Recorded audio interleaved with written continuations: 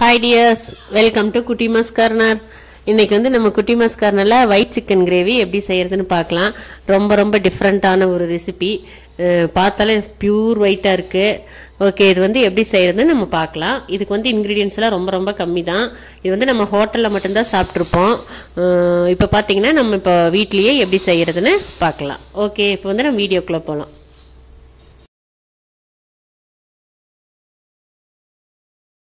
Okay, இப்போ வந்து நம்ம இந்த ஒயிட் சிக்கன் கிரேவிக்கு தேவையான ஒரு பேஸ்ட் வந்து ரெடி பண்ணிக்கலாம். அதுக்கு என்ன போடணும்னு சொல்கிறேன். பச்சை மிளகா சேர்த்துக்கிங்க, தேவையான அளவு இஞ்சி பூண்டு இதை வந்து பேஸ்ட் பண்ணி எடுத்துக்கலாம். இங்கே பாருங்க, இந்த மாதிரி நம்ம பேஸ்ட் பண்ணிக்கலாம். இது வந்து இஞ்சி பூண்டு மட்டும் நம்ம போடக்கூடாது, பச்சை மிளகாயும் சேர்த்தோம் அப்படின்னா தான் நம்மளுக்கு இதோட ஃப்ளேவர் வந்து நல்லா கிடைக்கும். இப்போ நம்ம கிரேவி ரெடி பண்ணுறதுக்கு ஸ்டார்ட் பண்ணிடலாம். அதுக்கு வந்து ஒரு பேன் வச்சுக்கலாம் ஸ்டவ்வில். அது நல்லா ஹீட் ஆனதுமே நம்ம தேங்காய் எண்ணெய் சேர்த்திக்கலாம். தேங்காய் எண்ணெய் தான் நம்ம இந்த மாதிரி டிஷ்க்கெல்லாம் நல்ல ஒரு ஃப்ளேவர் கொடுக்கும். ஓகே, இப்போ பார்த்தீங்கன்னா நம்மளுக்கு பேன் நல்லா ஹீட் ஆகிடுச்சு. இப்போ வந்து தேவையான அளவு தேங்காய் எண்ணெய் சேர்த்துக்கலாம். இந்த ரெசிபிக்கு வந்து பட்டர் கூட சேர்த்திக்கலாம். பட்டர் விட வந்து தேங்காய் எண்ணெயோட மனம் தான் நம்மளுக்கு நல்லா இருக்கும். அதனால தான் நான் வந்து தேங்காய் எண்ணெய் சூஸ் பண்ணியிருக்கேன். கூடவே பட்டை 2 சேர்த்துக்கலாம், பே லீஃப் ஒரு 4 சேர்த்துக்குங்க, அப்புறம் வந்து கிராம்பு ஒரு 4 சேர்த்துக்கலாம். இதெல்லாமே நம்மளுக்கு தேங்காய் எண்ணெயில நல்லா ரோஸ்ட் ஆகணும்.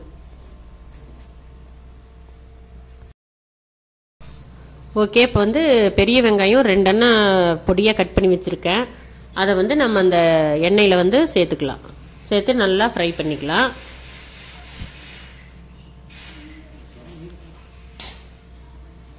பார்த்தீங்கன்னா இது நம்மளுக்கு நல்லா வதங்கணும். வதங்கினதுக்கு அப்புறமா தான் நம்ம அரைச்சி வச்சிருக்கிற பேஸ்ட் வந்து சேர்த்தணும்.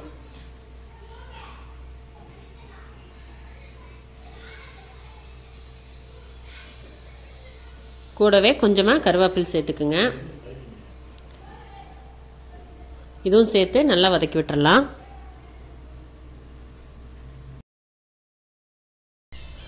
இப்ப வெங்காயம் இதெல்லாமே நல்லா நம்மளுக்கு வதங்கிருச்சு. இப்ப வந்து அரைச்சி வச்ச பேஸ்ட் சேர்த்துக்கலாம். அதையும் சேர்த்து நம்மளுக்கு அந்த எண்ணெய் பதம் வர வரைக்கும் அதை நல்லா வதக்கி விடணும். ஓகே, இது நம்ம வதங்கறக்குள்ளேயே நம்ம வந்து இன்னொரு பேஸ்ட் ரெடி பண்ணணும். அதை வந்து ரெடி பண்ணி எடுத்துக்கலாம்.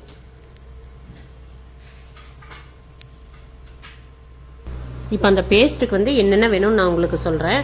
பாதாம் எடுத்திருக்கேன், ஒரு 10 பீஸ் எடுத்திருக்கேன் பாதாம். அதுவும் நம்ம கசகசா ரெண்டும் சேர்ந்து ஒரு அரை மணி நேரம் பச்சை தண்ணியில் ஊற வச்சுருக்கேன். அடுத்தது பார்த்தீங்கன்னா 1 கப் தேங்காய், ஒரு 50 கிராம் முந்திரி பருப்பு. இந்த 3 இன்க்ரீடியன்ட் சேர்த்து நம்ம வந்து பேஸ்ட்டாக எடுத்துக்கலாம். இந்த பேஸ்ட்டு தான் இந்த ஒயிட் சிக்கன் கிரேவிக்கு வந்து முக்கியமான ஒரு இன்க்ரீடியன்ஸ். ஓகே, இதை வந்து பேஸ்ட் பண்ணி எடுத்துக்கலாம். ஓகே, இப்போ பாருங்க நம்மளுக்கு பேஸ்ட் ரெடி ஆயிடுச்சு.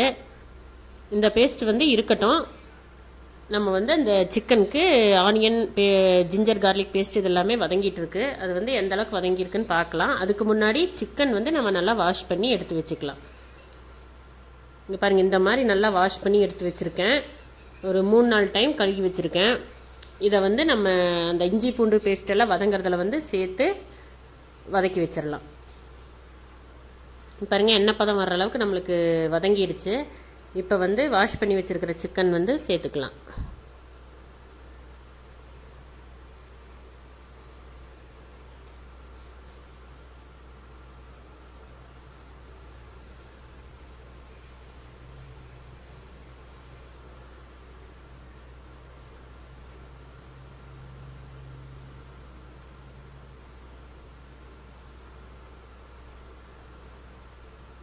ஓகே, இப்போ வந்து இந்த சிக்கன் அந்த பேஸ்ட்ல எல்லாம் படுற மாதிரி நல்லா கலந்து விட்டுக்கலாம்.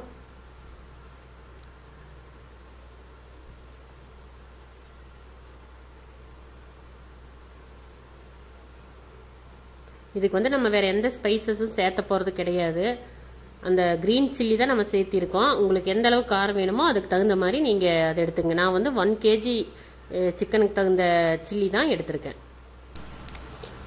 ஓகே, இப்போ வந்து இதுக்கு நம்ம சால்ட்டு சேர்த்தணும். இதுக்கு தேவையான அளவு சால்ட்டு வந்து சேர்த்துக்கலாம்.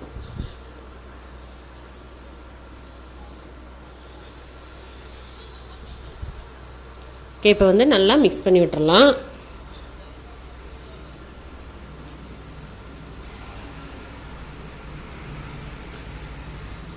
இதில் பார்த்தீங்கன்னா நம்மளுக்கு நிறைய தண்ணி விடும் பிராய்லரில் எப்போவுமே. அதனால நல்லா கலந்து விட்டுட்டு அப்படியே நமக்கு மூடி வச்சிடலாம். அப்போ தான் அந்த தண்ணியெல்லாம் நம்மளுக்கு ட்ரை ஆகி கிடைக்கும். அதுக்கப்புறம் தான் நம்ம வந்து அந்த பேஸ்ட்டு ஆட் பண்ணணும்.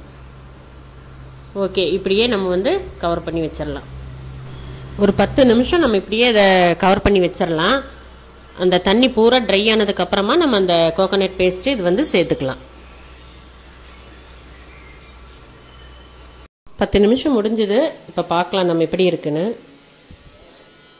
ஓகே, ஓரளவுக்கு தண்ணி பூராமே நம்மளுக்கு ட்ரை ஆயிடுச்சு. அதாவது இந்த பிராய்லரில் இருந்த தண்ணி பூராமே நம்மளுக்கு இஞ்சி கிடச்சிருக்கு. நம்ம வந்து எக்ஸ்ட்ரா எந்த தண்ணியுமே நம்ம ஆட் பண்ண கிடையாது.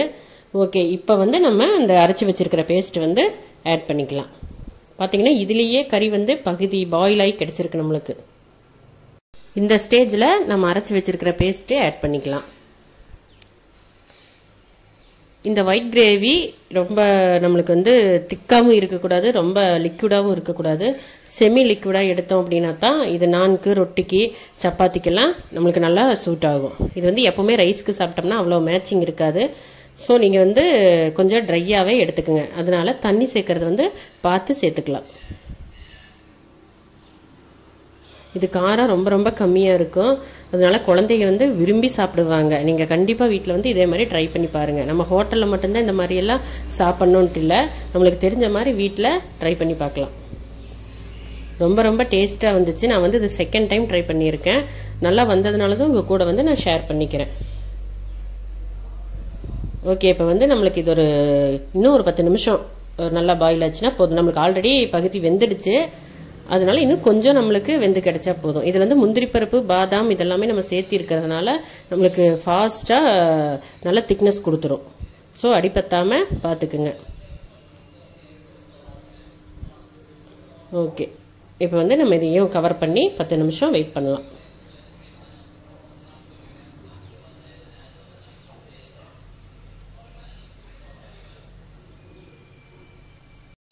பத்து நிமிஷம் நம்ம வெயிட் பண்ணியாச்சு. இங்கே பாருங்கள் நம்மளுக்கு எந்த அளவுக்கு ட்ரை ஆகிருக்குன்னு. ஓகே, ஆல்மோஸ்ட் நம்மளுக்கு வந்து ஒயிட் சிக்கன் கிரேவி ரெடி ஆயிடுச்சு. இன்னும் நம்மளுக்கு ஒன்று தான் பேலன்ஸ் இருக்குது. மல்லித்தலை சேர்த்து இறக்கிற வேண்டியது தான். இப்போ வந்து மல்லித்தலை சேர்த்துக்கலாம்.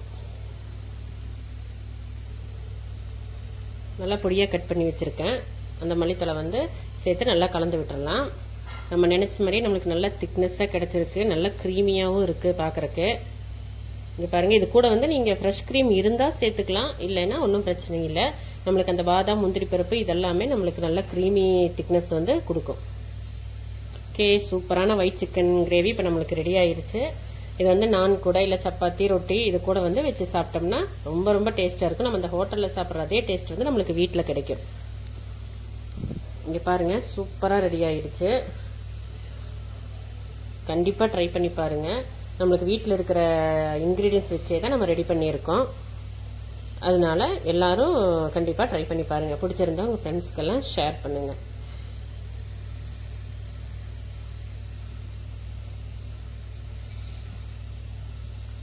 ஓகே, நல்லா அந்த வாசனை, அந்த க்ரீன் சில்லி, நம்ம இஞ்சி பூண்டு இதெல்லாம் ஒன்றா அரைச்சி சேர்த்துருக்கோம். அது வந்து தேங்காய் எண்ணெயிலேயே வதங்கின அந்த ஸ்மெல் வந்து நம்மளுக்கு நல்லா கிடைக்குது. இதோட அரோமா வந்து அவ்வளோ சூப்பராக இருக்குது. அருமையான ஒரு டேஸ்ட்டு. ஓகே, இங்கே பாருங்கள், நல்லா ரொம்ப ரொம்ப க்ரீமியாக சூப்பராக வந்திருக்கு நம்மளுக்கு.